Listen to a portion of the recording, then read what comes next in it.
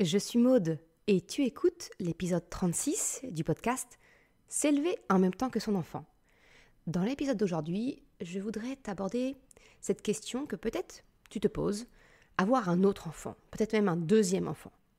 Et avec ce sentiment de « mais je suis déjà débordée, alors avoir un second enfant, ça me fait peur ». C'est de cela que nous allons parler aujourd'hui. Salut et bienvenue sur le podcast « S'élever en même temps que son enfant ». Je suis Maude, coach certifiée chez Mercredi, mais surtout maman de 3 enfants. Sur ce podcast, je t'aide à conjuguer la bienveillance avec la réalité de ton quotidien de maman. Utiliser ton choix d'une parentalité bienveillante comme un accélérateur de ton propre développement personnel. T'aider à changer de regard sur les situations que tu vis avec ton enfant pour t'en servir, pour grandir et apprendre sur toi. Salut, je suis contente de te retrouver pour ce nouvel épisode. Alors aujourd'hui, c'est un épisode un peu plus intime. Je vais te partager vraiment des choses que j'ai vécues concernant cette interrogation que peut-être tu peux avoir si tu as un enfant. Te dire, mais quand est-ce qu'on passe au deuxième ? Là, tout de suite, je me sens pas capable d'accueillir un autre enfant. Je me sens déjà débordée avec un. Alors, un autre enfant, recommencer depuis le début, les dents, les réveils nocturnes et tout un toit. Peut-être que tout ça, ça te fait peur. Et bien, c'est exactement ce dont j'aimerais parler aujourd'hui. Voir un petit peu toutes les craintes classiques, on va dire, qu'il peut y avoir derrière. Et te partager mon vécu, t'apporter des pistes de réflexion, comme toujours, sur ce podcast. Et voilà, et te permettre de faire un choix, j'ai envie de te dire, éclairé. Donc, on est parti pour l'épisode d'aujourd'hui. Ce que j'entends très souvent, c'est vraiment une question, une peur qui m'est souvent confiée lorsque je dis que j'ai 3 enfants. Eh bien, soit mes proches, ma famille, des parents que je peux accompagner aussi, se confient souvent à moi et me disent qu'ils se sentent déjà débordés avec un enfant. Alors, ils se demandent comment moi, j'arrive à m'en sortir avec 3. Pour eux, ça leur semble vraiment impossible, vraiment très compliqué. Peut-être que toi aussi, tu te sens tiraillé entre l'injonction de la famille traditionnelle avec 2 enfants. Peut-être que tu veux un autre enfant, mais en même temps, tu ne vois pas comment tu pourrais t'en sortir alors que votre équilibre familial te semble si fragile. Le moindre rhume, la moindre dent qui pointe son nez et c'est reparti pour le chaos. Alors imaginez tout recommencer avec un nourrisson, ça te semble juste insurmontable. Surtout que peut-être toi aussi tu entends parler autour de toi que le passage d'un enfant à 2, c'est dur, c'est vraiment hardcore. Eh bien aujourd'hui, je voudrais te parler sans tabou de tes craintes, te répondre de ce que je pense en mon fort intérieur, comment moi j'ai vécu ces passages de 1 à 2, puis 3 enfants. Et surtout, à la fin, je voudrais t'amener à t'encourager à te poser la vraie question centrale autour du petit deuxième. Alors c'est parti. On va faire le tour des peurs que tu ressens peut-être, tes interrogations, sans tabou et faux semblant. La première chose, c'est « je me sens débordée avec un enfant, alors 2, c'est juste inimaginable ». Peut-être que toi aussi, quand tu vois une maman, un papa avec plusieurs enfants, eh bien tu te dis « respect ». Parce que toi, avec ton enfant unique, eh bien tu te sens déjà complètement sous l'eau. Eh bien la première chose que je souhaite te dire, c'est de comparer ce qui est comparable. C'est-à-dire, ne te compare pas avec des familles où il y a plusieurs enfants. Parce que je vais te partager un secret. Que ce soit lorsque je n'avais qu'un enfant ou aujourd'hui avec 3, eh bien je me sens débordée de la même façon. Et oui, parce qu'en fait, ce n'est qu'en ayant agrandi la famille que je me suis dit, rétrospectivement, en fait, 1 ou 2 maintenant, enfants, ça passe crème. Ce n'est qu'une fois que la famille s'est agrandie que tu peux réaliser qu'un enfant, c'est finalement, entre guillemets, gérable. J'aime pas le terme, c'est pas un dossier, mais gérable dans un quotidien, dans ton quotidien. Et pourtant, ce n'est pas du tout l'impression que tu as, et que moi j'avais, avec un seul enfant. Et c'est normal. Alors pourquoi le sentiment d'être débordé est identique pour 1, 2 ou même 3 ou encore plus d'enfants ? Eh bien pour la simple et bonne raison que la nature a horreur du vide. Avec un enfant, Finalement, il y a du temps de disponible parce que si tu es en couple, vous êtes 2 adultes pour s'occuper d'un enfant. Avec 2 enfants, déjà, tu atteins un certain équilibre dans les forces parents-enfants. À 3, on va se dire, hein, on est proche de l'inconscience avec une infériorité numérique permanente. Et pourtant, le sentiment d'être débordé, il est similaire. Mais pourquoi ? Eh bien, tout simplement parce qu'avec 2, ou plus encore, avec 2 enfants, tu n'as simplement plus le luxe du superflu. Par exemple, repasser le linge, passer l'aspirateur tous les jours bien partout, redisposer les coussins sur le canapé. Quelles que soient tes petites habitudes, là je te parle des miennes, tu vois, mais tu as forcément tes petites habitudes à toi, eh bien tu n'auras physiquement plus le temps de tout faire. Déjà aujourd'hui, tu as déjà fait avec un enfant, tu as probablement déjà dû faire des croix sur certaines choses. Eh bien c'est exactement la même chose en ayant plusieurs enfants. Eh bien, peut-être que tu te dis, oh ouais, bah non, super, tu me vends du rêve, Maud. Mais non, parce qu'en fait, c'est une bonne nouvelle. Parce que ta vie de famille va te conduire naturellement vers le minimalisme, je dirais même l'essentialisme. Parce que finalement, la différence entre moi et mes 3 enfants et un parent avec un enfant unique, eh bien, ce n'est pas le nombre d'enfants. En fait, la différence, c'est l'énergie passée pour les choses. Alors, utiles, certes, on est bien d'accord, je ne remets pas en question ça, mais les choses qui sont non essentielles. Ce cap du lâcher-prise, j'ai envie de te dire, je t'encourage, je t'y encourage dès le premier enfant, parce que c'est vraiment le meilleur moyen pour apprécier la vie et tous ces petits bonheurs simples. C'est donc en fait une super chose si tu l'adoptes dès maintenant, là, tout de suite, aujourd'hui. Avec un second enfant, ça devient une nécessité. Parce que si ton amour se multiplie avec les enfants, ce n'est malheureusement pas le cas de ton temps. Avoir plusieurs enfants, en fait, c'est une formation accélérée au lâcher-prise. C'est revoir ses priorités, sous peine de passer sous le rouleau compresseur des injonctions, des obligations, comme ma maison doit être nickel, les vêtements doivent être super propres, nickel, repassés, etc. Parce que sinon, que vont penser les autres ? Que je suis négligée ? Que je ne prends pas soin de mon conjoint, de mes enfants, de ma maison ? Stop ! Parce que ça, ce sont des pensées qui te mènent dans l'autoroute directe au burn-out parental. Quand je te dis que la nature a horreur du vide, c'est que finalement, au-delà de l'essentiel, tu occupes ton temps avec ces petites choses qui te font plaisir, ou pas d'ailleurs. Mais tu occupes ton temps car il y en a de disponibles, même si tu ne le vois pas et qu'aujourd'hui tu n'en as pas conscience. En agrandissant la famille, tu te retrouves dans une situation où tu n'as plus ce luxe, je dirais. Le temps devient encore plus précieux. Et tu ressens donc cette pression où tu dois vraiment aller à l'essentiel. Donc non, ne te juge pas en te comparant aux familles où il y a plusieurs enfants. Toi, moi, tous les parents, quel que soit le nombre d'enfants, on est tous dans le même bateau. La différence entre nous, c'est ce que l'on a choisi de laisser tomber pour se concentrer sur notre essentiel. Plus tôt, tu auras travaillé ce point, tu l'auras accepté, et mieux tu te sentiras. Et plus facile ton quotidien sera. Alors là, je suis en train de devenir maître Yoda. Mais bref, tu comprends l'idée. Si tu veux un coup de pouce pour vraiment passer ce cap, je peux te proposer de t'inscrire à la liste d'attente de la formation S'élever en même temps que son enfant ou prendre rendez-vous avec moi pour un accompagnement individuel. C'est quelque chose qui est essentiel pour moi quand on devient parent, qu'on fait le choix d'une parentalité.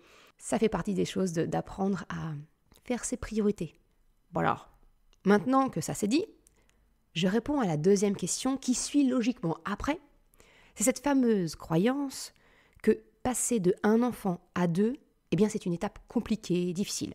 Une fois n'est pas coutume, je vais faire honneur à mes origines normandes en te répondant oui et non. En fait, ça dépend. T'es bien avancé avec ça, hein. En fait, Cela dépend de toi, de ton couple, d'où vous en êtes dans votre développement personnel. Je viens de te le partager. Finalement, ce sentiment d'être débordé avec un enfant, il est bien réel parce que souvent on n'a pas conscience de tout le superflu que nous nous imposons. Et attention, ce n'est pas une critique, parce que j'y suis moi-même passée et j'ai chèrement payé la leçon, crois-moi.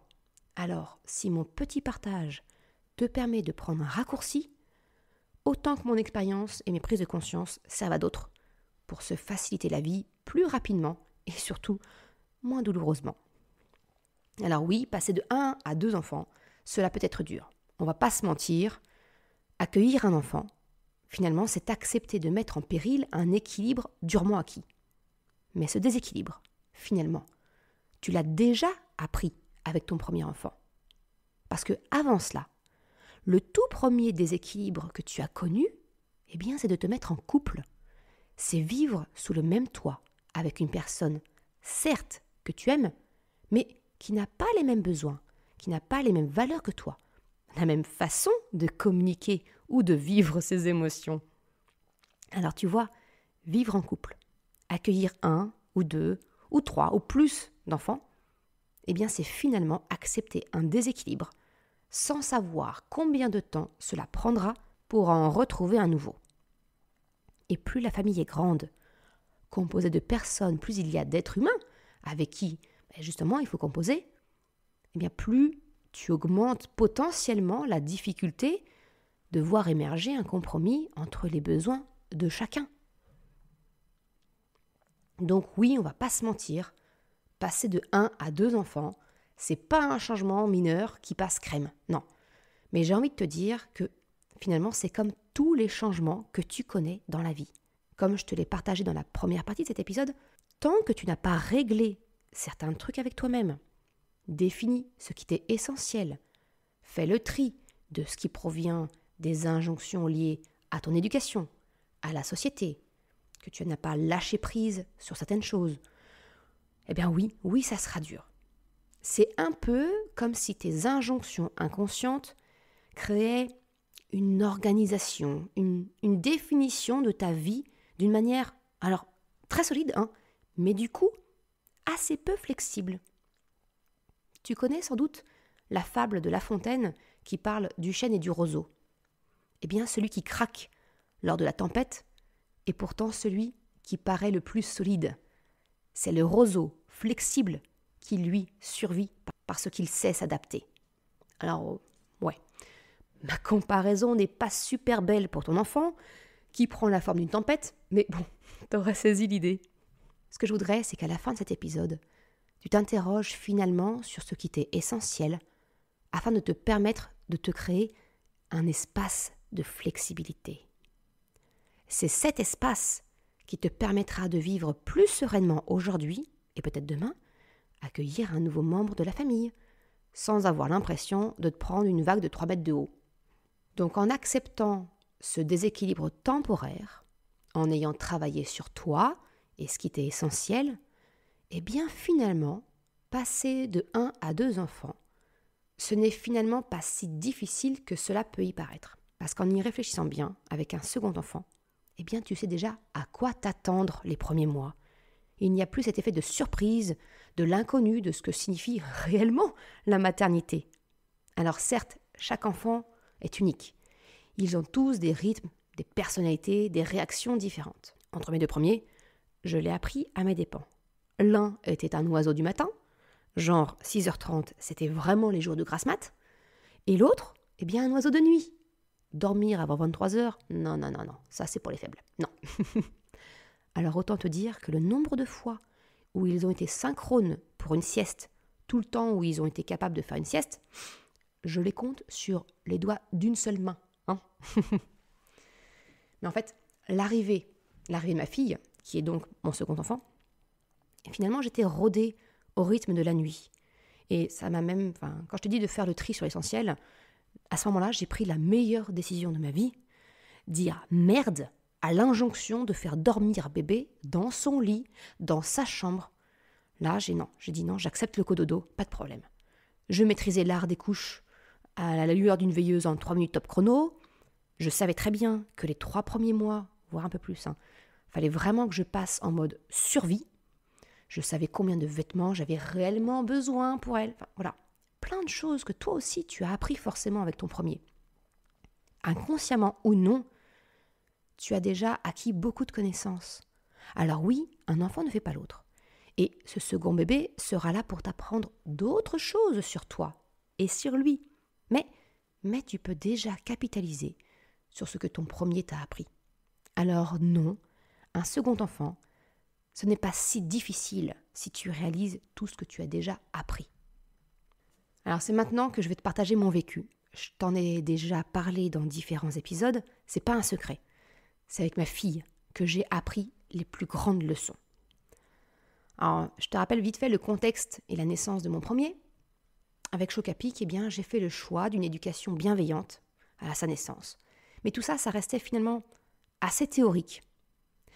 Et puis, Choupinette est arrivée dans nos vies beaucoup plus rapidement que prévu. Alors oui, nous voulions d'autres enfants, mais tu vois, Chocapic venait tout juste de souffler sa première bougie. On n'était pas fermé à l'idée d'un second, mais pas spécialement maintenant, clairement. Eh bien non, elle en a décidé autrement, et heureusement, parce que j'étais très loin de mon recul et de qui je suis aujourd'hui. J'étais encore pétrie de principes, d'injonctions de la société, de carcans que je m'imposais toute seule, comme une grande, qui provenaient de mon éducation, des modèles que j'avais eus et que je voyais autour de moi, de ce que la société me demandait. Tu la connais, cette fameuse phrase, travailler comme si tu n'avais pas d'enfant et t'occuper de ton enfant comme si tu n'avais pas de travail. Eh bien, j'avais aussi toutes ces injonctions carriéristes, patriarcales, qui me semblaient à l'époque tout à fait normales. Pour moi, être carriériste en étant une femme forte, c'était une forme de féminisme. J'étais désirable, indépendante. Je prenais soin de mon mari, de ma maison, de mon apparence physique. Mais qui prenait soin de moi? De celle qui était cachée bien au fond. Certainement pas la mode de l'époque. Oh non, crois-moi. Et voilà, ma Choupinette, elle est arrivée dans ce contexte 21 mois après son frère. Et avec un mode d'emploi très éloigné de son frère. Comme je te disais, un oiseau nocturne, très sensible à la lumière. C'est que vers ces 4 mois qu'on a compris qu'elle, il lui fallait le noir complet pour pouvoir s'endormir. Contrairement à son frère, qui lui avait besoin au contraire de voir la nuit. C'était aussi un bébé qui refusait catégoriquement toute forme de tétine, biberon, sucette. Rien. Autant te dire que ma reprise du travail à ces 3 mois n'a pas du tout été sereine. Et en grandissant, elle avait une affirmation de caractère déjà beaucoup plus marquée et tranchée que son frère. Ce qui est toujours le cas aujourd'hui. Je me revois encore sur le calage de ma salle de bain, seule avec 2 enfants, en larmes. Mon conjoint était déjà parti au travail, l'heure qui tournait, et ma fille, butée, en slip et t-shirt, refusant de s'habiller du haut de ses 18 mois. Des crises, des blocages, tu les connais ceux-là. Plus de 30-45 minutes pour partir dans la course, le stress, en retard au travail, les remarques que je me prenais. Ah ouais, j'ai grave morflé à la naissance de mon second enfant. Mais pas à cause d'elle. Pas à cause du fait qu'ils étaient 2 et moi toute seule. Non. Ce serait faux. C'est complètement faux. J'ai morflé parce que j'étais rigide, parce que mon organisation, elle était carrée. J'essayais de proposer des choix, pensant que c'était ça, la flexibilité. Que nenni, le doigt dans l'œil jusqu'au coude. Non, j'ai morflé à la naissance de mon second enfant, parce que je n'étais pas au clair avec moi-même, sur ce qui m'était essentiel et ce qui était des injonctions que je m'imposais. La genèse de ce podcast, du site Mercredi, de la formation qui arrive, de mon métier finalement aujourd'hui, je le dois à ma fille. C'est elle qui m'a contrainte de me poser les bonnes questions. C'est grâce à toutes ces remises en question que j'ai débuté ce travail sur moi, le fameux développement personnel. Le passage de 2 à 3, finalement, ça a été beaucoup plus facile. Et la conclusion facile, ce serait de penser que c'est parce que ma fille était plus difficile, entre guillemets. Je déteste ce mot, mais voilà, tu comprends l'idée. On pourrait faire le raccourci de se dire que c'était parce qu'elle était plus difficile que ses frères. Mais il n'en est rien. Ils ont tous les trois, leur caractère. Ils m'ont chacun amené à des prises de conscience.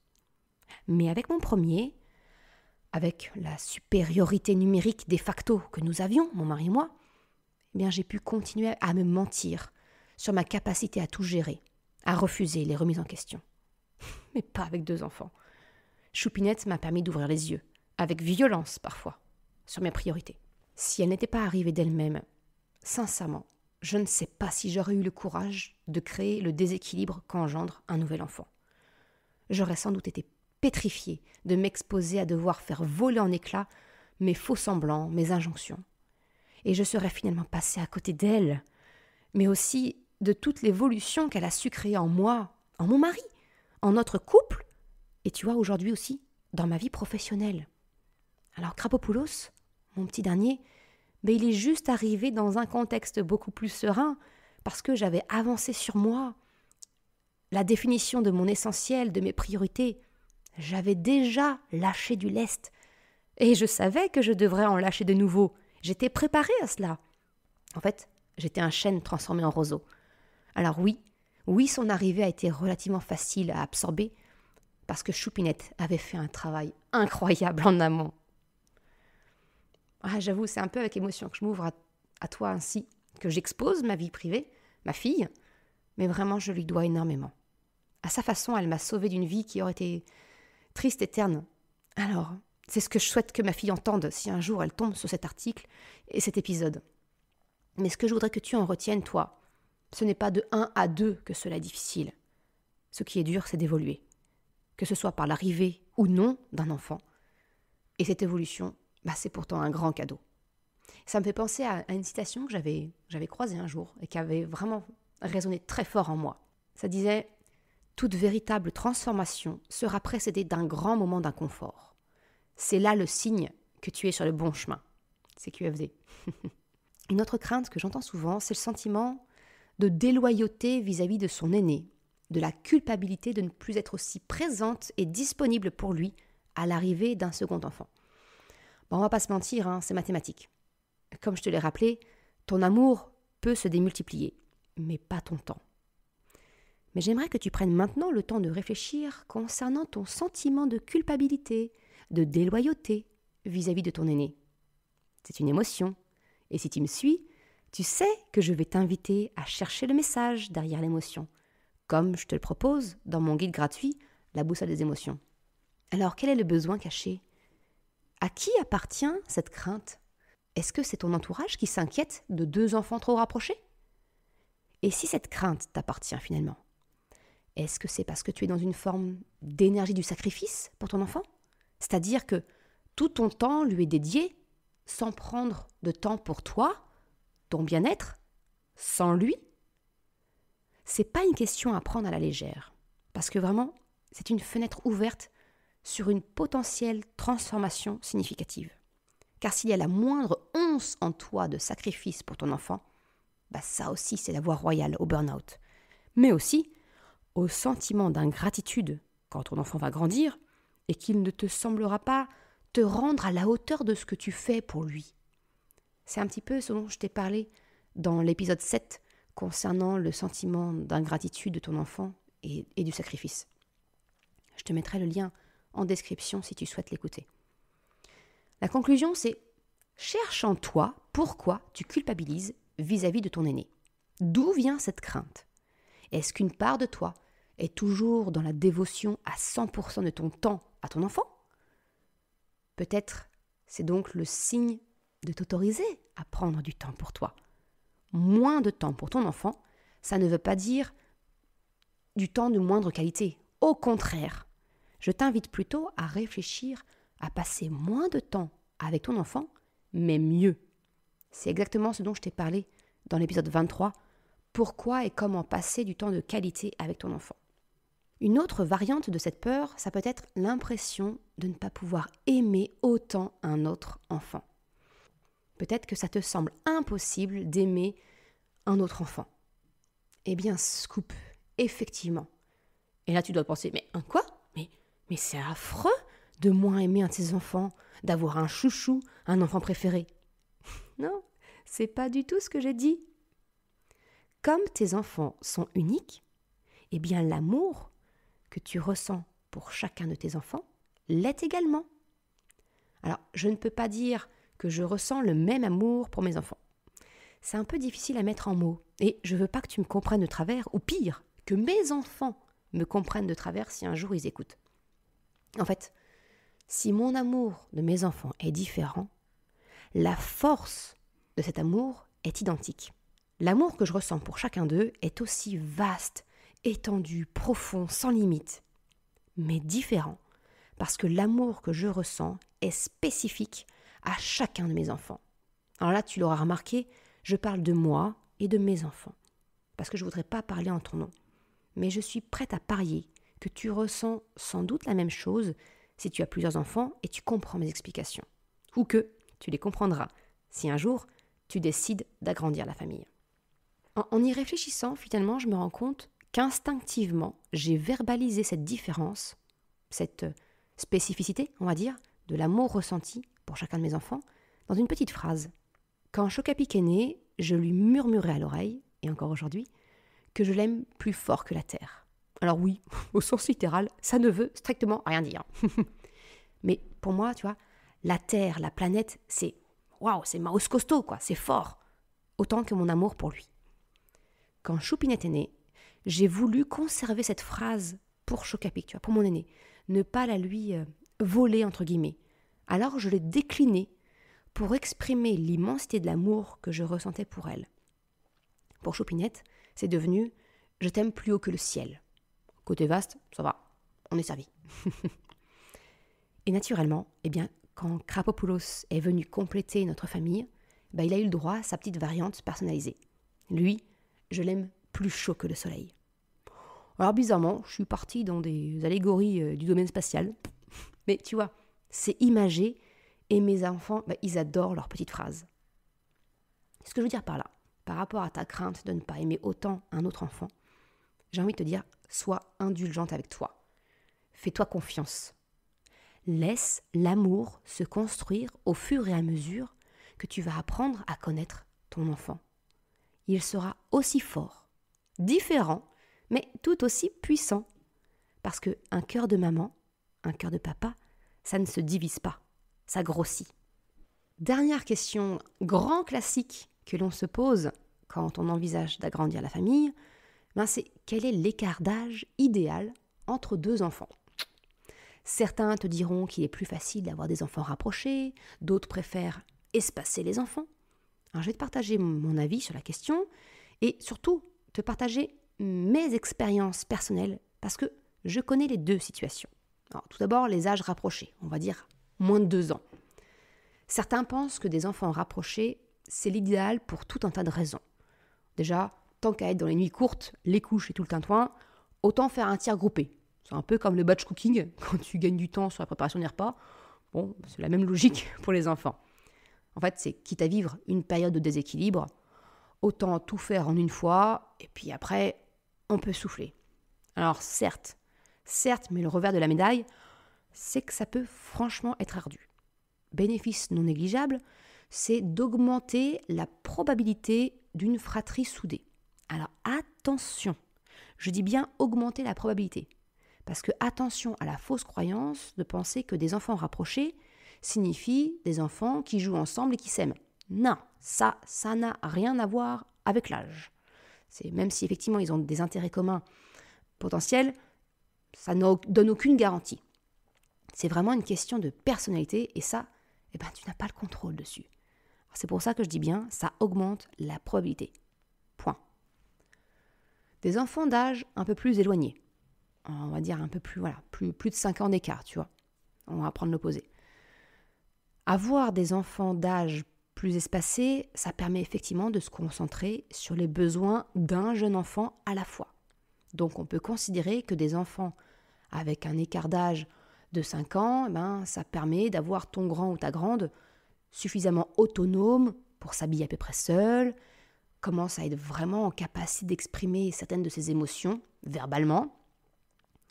La difficulté essentielle, selon moi, finalement, c'est un peu le sentiment de revenir en arrière en repartant avec un nourrisson qui se réveille naturellement la nuit, les couches à changer, les siestes qui coupent le rythme de la journée, etc.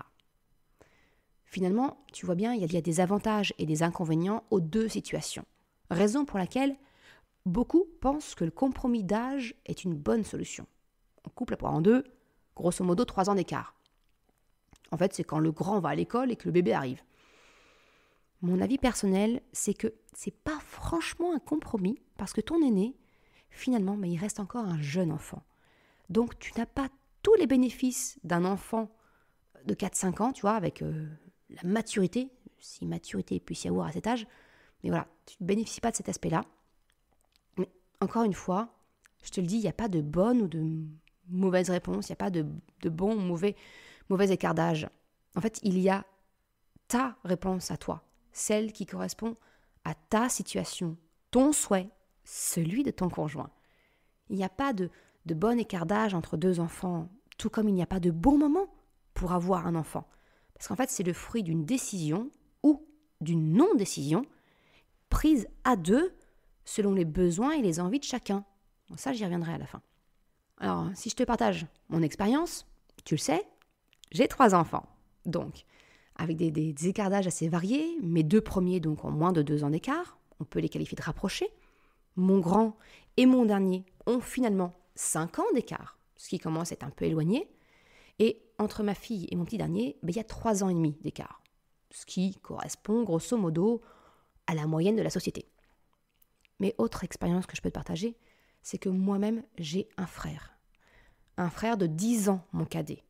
En fait, j'ai été pendant 10 ans fille unique, pour des raisons qui sont propres à mes parents, mais finalement, je suis devenue grande sœur à l'âge de 10 ans. Donc là aussi, clairement, j'ai l'expérience d'une fratrie avec un grand écart d'âge. Alors, mon retour d'expérience sur des enfants rapprochés, clairement, c'est sport. Mais d'un autre côté, voir cette complicité, ces intérêts communs des enfants, ça n'a pas de prix. J'ai également apprécié le fait de retrouver une certaine liberté de vie, adieu les siestes, les couches, d'une manière assez groupée, assez synchronisée. Et ça, franchement, j'ai apprécié. L'écart d'âge, 3 ans d'écart d'âge entre 2 enfants, qui semble être dans la norme de la société, avec le recul, tu l'as peut-être déjà compris, c'est pas l'écart d'âge qui a ma préférence. Mais ça, encore une fois, c'est un choix très personnel. Et quelquefois, ce n'est pas du tout un choix. Parce que la vie, elle a son lot de surprises, bonnes ou mauvaises, malheureusement. Quand Krapopoulos est né, donc tu l'as compris, Choupinette avait 3 ans et demi. Alors niveau maturité émotionnelle et verbalisation, on n'y était clairement pas. C'était pas encore hyper développé. Et j'ai trouvé ça super difficile de subvenir aux besoins de ma fille et de mon fils, qui étaient tous les deux des jeunes enfants. Mais comme elle avait 3 ans, elle allait à l'école, c'est comme si j'avais une idée inconsciente qu'elle était grande. Sauf que elle ne l'était pas du tout, elle était jeune encore. Du coup, elle a un peu pâti de mes préjugés, de la pensée plus grande qu'elle n'était. Et chose que je n'ai pas du tout ressentie entre mon aîné et elle. Il n'y avait que 2 ans d'écart, donc naturellement, dans ma tête, Chocapic avait 2 ans, 2 ans et demi. Quand ma Choupinette était plus jeune, bien sûr que je le voyais pas grand, je savais qu'il était petit, tu vois. Mais mon inconscient m'a un peu joué des tours avec 3 ans et demi d'écart. C'était vraiment un faux ami. Par contre, côté complicité, j'ai retrouvé des similitudes avec 2 enfants rapprochés. Effectivement, ils jouent encore aujourd'hui assez facilement ensemble. Ils ont toujours des centres d'intérêt communs. Alors finalement, moi je me rends compte que 3 ans d'écart, selon ma propre expérience, c'est pas... Je retrouve les avantages des enfants d'âge rapproché sans pour autant avoir les bénéfices que j'ai constatés avec 5 ans d'écart. Tout en, je te le rappelle, cumulant cet effet pervers de croire que mon enfant est grand. Mais encore une fois, ça n'engage que moi. 5 ans d'écart. Alors tu vois, donc mon grand et mon dernier ont 5 ans d'écart. Pile poil, à 1 mois près. Ce que j'apprécie le plus, clairement, c'est l'autonomie de mon grand, qui peut lui aussi prendre le relais avec son petit frère. Alors clairement, ça c'est vraiment appréciable au quotidien. Et c'est une forme de responsabilisation qu'aime beaucoup mon aîné. Le point négatif, c'est qu'ils ont moins de points communs pour jouer. C'est compliqué de trouver un jeu de société qui satisfasse le plus grand et le plus petit. Alors Chocapic est très conciliant. Il accepte facilement de jouer à des jeux pour les plus jeunes. Mais Krapopoulos, lui, il est moins en capacité de s'adapter quand il est question de jouer à un jeu de plus grand. Alors partager ce moment avec Choc à Pic, c'est plus compliqué pour moi et ça frustre énormément mon petit dernier. Donc je trouve plus difficile de trouver un compromis équitable entre mon aîné et mon petit dernier. Et dernier cas de figure, comme je te le disais, 10 ans d'écart. Alors là, niveau écart d'âge, on est pas mal. Je peux pas parler à la place de ma maman, mais par contre, je peux te partager mon vécu, moi, en tant que grande sœur. Alors ouais, j'ai adoré jouer à la petite maman. J'ai des souvenirs de mon frère dès sa naissance. J'ai vraiment tout en tête. Je l'ai tellement en plus attendu et espéré. Il est tout pour moi. Un coucou mon loup, si tu passes par là, si tu m'écoutes. Mais d'un autre côté, l'inconvénient, c'est que je ne suis pas sûre que ce que nous avons connu, lui et moi, soit réellement une relation de frère et sœur. Tu vois, en fait, j'ai quitté la maison à ses 8 ans pour faire mes études. Et c'était vraiment au moment où lui, il avait le plus besoin de moi. Et moi, d'un autre côté, je construisais ma vie de mon côté. Je sais, pour en avoir discuté avec lui, qu'il l'a vécu un peu comme un abandon. Et pourtant, dès que je rentrais, j'étais avec lui. Je l'emmenais avec moi. Et il bénéficiait, il adorait d'avoir une grande sœur qui avait le permis, qui pouvait l'emmener partout avec elle. Mais dans son quotidien, physiquement, j'étais absente. Alors, pour en avoir discuté avec lui, je sais qu'on a tous les deux ce sentiment d'avoir finalement grandi comme des enfants uniques, tout en sachant, paradoxalement, qu'on avait un frère ou une sœur. Voilà, j'ai envie de te dire, notre lien aujourd'hui, il est unique. C'est pas une relation de frère et sœur comme mes amis peuvent me le décrire, non. Mais bon, j'ai un frère. Pour conclure cet épisode, il y a une vraie et unique question à te poser, à se poser en couple. Désires-tu vraiment un second enfant? Et il y a toutes les petites questions qui sont derrière. Pour quelles raisons souhaites-tu un autre enfant? Parce que c'est la norme? Parce que tu as peur peut-être du regard des autres si ton enfant reste un enfant unique? Pour peut-être que ton enfant ne soit pas seul? Et j'ai envie de te dire, là, les amis, c'est tout aussi bien, parce qu'au moins, il les choisira. Pour quelles raisons ne souhaites-tu pas un autre enfant? Est-ce que justement, c'est par peur? Et en quel cas, j'espère que cet épisode te permettra de creuser un peu ce sentiment. Et puis, si c'est ton souhait de ne pas avoir de second enfant, j'ai envie de te dire, c'est tout à fait légitime. Libère-toi de l'injonction de la société. De la même façon que nous devons nous libérer de cette injonction d'avoir des enfants parce que nous sommes en couple. Et puis quelquefois, on ne choisit pas. Parce que tout ne se contrôle pas, ne se décide pas. Quelquefois, on n'a pas le choix. On n'a pas d'enfant, c'est pas un choix. On n'a pas de deuxième, et c'est pas un choix, c'est subi. C'est ça aussi. C'est ça aussi la vie. Alors je me rends compte que cet épisode, il est beaucoup plus personnel, nettement moins léger. Mais c'est ça aussi la parentalité couplée au développement personnel. Se poser les questions, les remises en question, qui peuvent être profondément inconfortables, mais qui font grandir. Je te remercie d'avoir écouté cet épisode jusqu'à la fin. Comme d'habitude, tu retrouveras une retranscription sur le site mercredi.com. Je te mets le lien en description. Si tu as aimé cet épisode, s'il t'a été utile, je t'invite à le partager, à en parler autour de toi. Ou si le cœur t'en dit, de me laisser un commentaire et une note de 5 étoiles sur Apple Podcast ou Spotify. Cela me permet de faire connaître le podcast et ça m'encourage à progresser. Un grand merci à celles et ceux qui prennent le temps de le faire. Je te souhaite une excellente journée, après-midi, soirée, quel que soit le moment où tu écoutes, et je te dis à la semaine prochaine pour un nouvel épisode. Ciao!